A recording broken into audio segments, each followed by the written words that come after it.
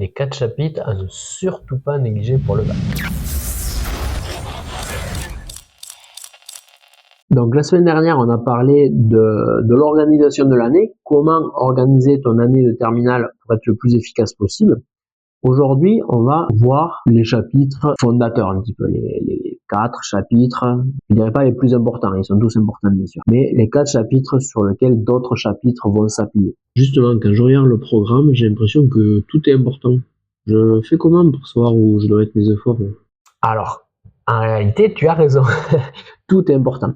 Mais certains chapitres reviennent plus souvent au bac. Le premier chapitre, c'est les limites de fonction. Les limites, j'ai l'impression que c'est juste un chapitre parmi d'autres. Ben non, justement pas du tout. Les limites, c'est vraiment les fondations de toute l'analyse. Ça se retrouve dans énormément de chapitres. Quand tu étudies une fonction, quand tu cherches une asymptote, quand tu calcules l'intégrale, et même en fait, il y a le lien avec les limites de suite. Ensuite, voilà, quand tu travailles sur les suites, tu as des limites de suite, c'est similaire aux limites de fonction. Donc c'est quelque chose à vraiment assimiler. Ah oui, d'accord. Donc au bac, les limites, ça apparaît très souvent, tu as quand même de très fortes chances qu'il y ait un exercice sur les limites de fonction, souvent directement et parfois de manière plus indirecte, sur une question précise dans un exercice qui ne parle pas forcément de limites de fonction. Mais c'est à assimiler quand même.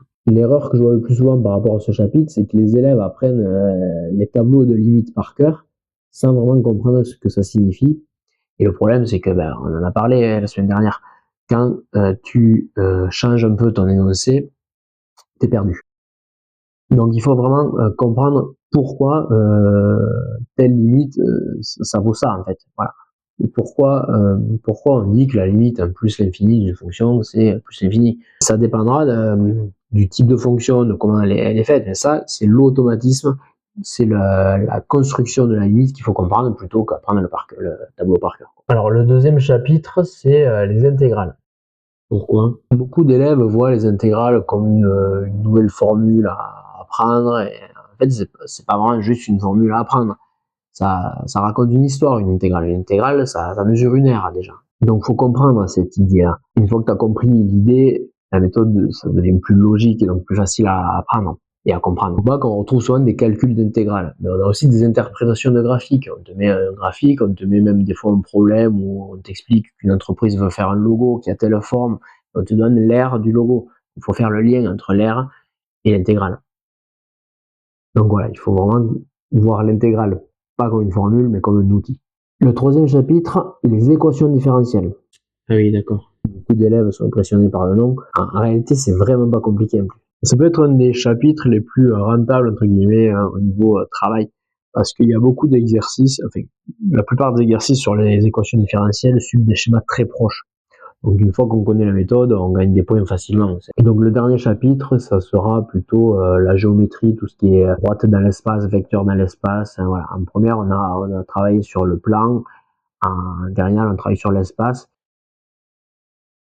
C'est pas très difficile non plus, mais voilà, il faut vraiment réussir, et c'est ça le plus difficile d'ailleurs même pour moi, à avoir cette vision dans l'espace en fait. C'est ce qui manque souvent. Donc apprenez d'abord à dessiner, à observer, à identifier des droites, des plans, les parallélismes, etc. Et en fait, ça vous aide beaucoup, en principe, si vous arrivez à bien comprendre ces histoires de dessin, hein, tout simplement, vous avez la moitié du problème qui est déjà résolu.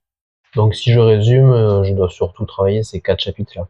Tu dois tous les travailler, mais voilà, ces 4-là méritent une attention particulière parce que ça revient souvent au bac et que c'est la fondation d'autres chapitres, tout simplement. Ils servent de base à plein d'autres notions.